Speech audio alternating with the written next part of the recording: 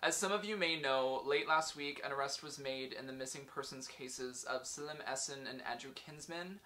Those cases are now being treated as homicides, and the Toronto police have announced evidence of another further 2 murders possibly being connected.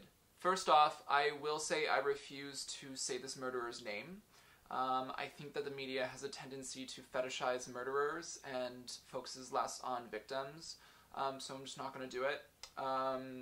But we also knew this. We all knew this as a community. Since these men went missing in spring of last year, there have been whispers of a serial killer, and I mean, our worst fears have just been realized. Now, there are varying opinions on how the Toronto police have handled these missing cases. I'm not going to get into it. This is not the video for that. But one thing is still clear. Despite Friday's arrest, the village is not a safe place. Early Sunday morning, I was walking home from my friend's birthday party. He lives just at Sherborne and Isabella, and I live at Church and Maitland, so realistically we're talking about like a 5-minute walk, tops. It was 4 o'clock in the morning, so it was very early, but I had just gotten off work at 2, so realistically I wasn't there long. I definitely wasn't drunk or anything, but decided to walk home instead of jumping in my friend's cab. They even gave me these little like party things as like a joke, like if I ever got into trouble to just like blow all 3 of them. I was like blowing them down the street while they were getting in the cab. Just completely silly, completely like innocent. I was going down Isabella, and I decided it was a little too dark for me. Like there wasn't enough street lamps or anything. So by the time I got to Jarvis, I decided instead of going all the way down Isabella to church, I would cut down Jarvis, stick to some busier streets. I didn't put my music in as well. Like I didn't put my headphones in so I could hear what was going on around me, just in case. Like you never know. I remember passing by the 519 park and just like no, I'm not gonna do that. That's a little sketchy. So then I get to church off of Wellesley, and you know there's more people around. I kind of feel a little bit more comfortable. It's a street I obviously live off, so like I feel very comfortable in it. There was a lot of people around, either leaving bars or whatever. But then I got to the back alley of my building. It also has Steamworks there, so you know there's a lot of people that go by. I thought to myself, should I just go all the way to Maitland and go through the front way? Like it's a little bit more lit. It would take me like a minute or 2 longer, but my gut told me to go to the front. My kind of rationality was just like, just go to the back lane. I walk down that back lane at least twice every day.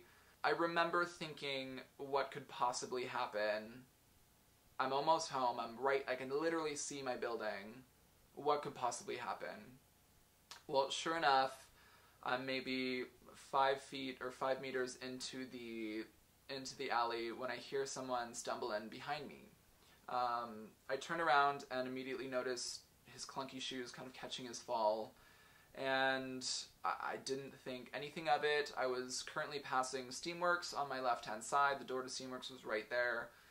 At that time, people kind of go in and out of Steamworks around, like, you know, in the middle of the night. It's kind of the time to go. So I didn't think anything of it. I just kept walking, and suddenly I hear a really soft, like, hey, behind me. And immediately I stiffen up. Immediately, like all the hairs on my back, all the hairs on the back of my neck just stood up, and I had no idea what to do. I literally can't tell you the amount of things that were running through my head at this point. I'm thinking, run. I'm thinking, don't run. I'm thinking, if you run, will he attack you? I'm thinking, if you don't run, will he attack you? I'm thinking, you're just so close to your door, just get to it. I'm thinking, should I call a friend? If I pull my phone out, will he kind of lunge at me because he knows I'm trying to call someone? It was so weird. Everything in that split second went through my head, and subconsciously all I could do was keep forward, not acknowledge, and move my feet and like hustle. And for whatever reason, I had my keys already in my hand. I guess I kind of just like was ready. I'm not sure. But he said, hey, a few more times. And I think like just as it kind of was going on, it got louder and a little bit more frantic. Like he was really trying to get my attention. I just dove into my building. There was nothing I could have done in that moment other than just dive into my building and wait for the door behind me to shut. And at this point, my heart is racing, but I at least know that I'm safe and at home. Looking back on this situation, I believe it could have been totally innocent. Like, I don't want to blow this out of proportion. It could have just been someone that saw me walking down the street, thought I was cute, wanted to say hey, maybe grab my number. But at 4 o'clock in the morning, you do not follow someone down a dark alley. Like, anything could have happened.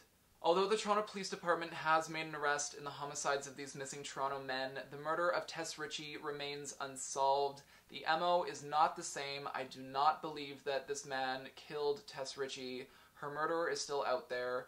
There are countless people going missing who have last been seen downtown Toronto. These are our family. These are our friends. This is our community. We have to keep each other safe, and that is why I'm telling you my story.